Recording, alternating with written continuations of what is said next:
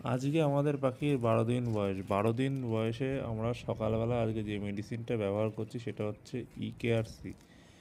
এই সময় ইকেআরসি ব্যবহার করার অন্যতম কারণ হচ্ছে যে এখন বর্ষার সময় যাতে পাখির ইমিউনিটিটা ঠিক থাকে সেজন্য আমরা ইকেআরসিটা ব্যবহার করছি। ইকেআরসির অন্যতম ব্যবহারের কারণ হচ্ছে এটাতে সিলেনিয়াম থাকে, যে কারণে আপনার পাখির পায়ের সমস্যা কিন্তু ল্যামের সমস্যাটা কিন্তু অনেকটা কমে যায়। এই জন্যে আমরা এবার 1000 পাখির জন্য 50 গ্রাম ইকেআরসি ব্যবহার করছি। যেহেতু আমাদের একটা ঘরে 2500 করে পাখি আছে, সেক্ষেত্রে আমরা 120 থেকে 25 গ্রাম ইকেআরসি একটা বালতিতে কিন্তু গুলে নিচ্ছি বন্ধুরা। এই যে দেখুন, আপনারা চাইলে কিন্তু এটা ফিডেও ব্যবহার করতে পারেন। আমরা কিন্তু বেশিরভাগ মেডিসিনই কিন্তু জলে ব্যবহার করি, সেই জন্য আমরা এরকম ভালোভাবে ইকেআরসিটা জলে প্রথমে ছোটো জায়গায় গুলে নিচ্ছি তা মগের মধ্যে, তারপরে কিন্তু আমরা বালতিতে ভালোভাবে মিশিয়ে নেব।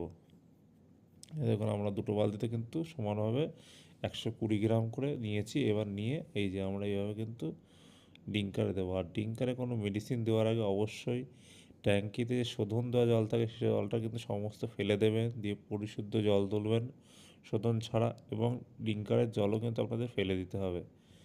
দিয়ে এটা দিয়ে আপনি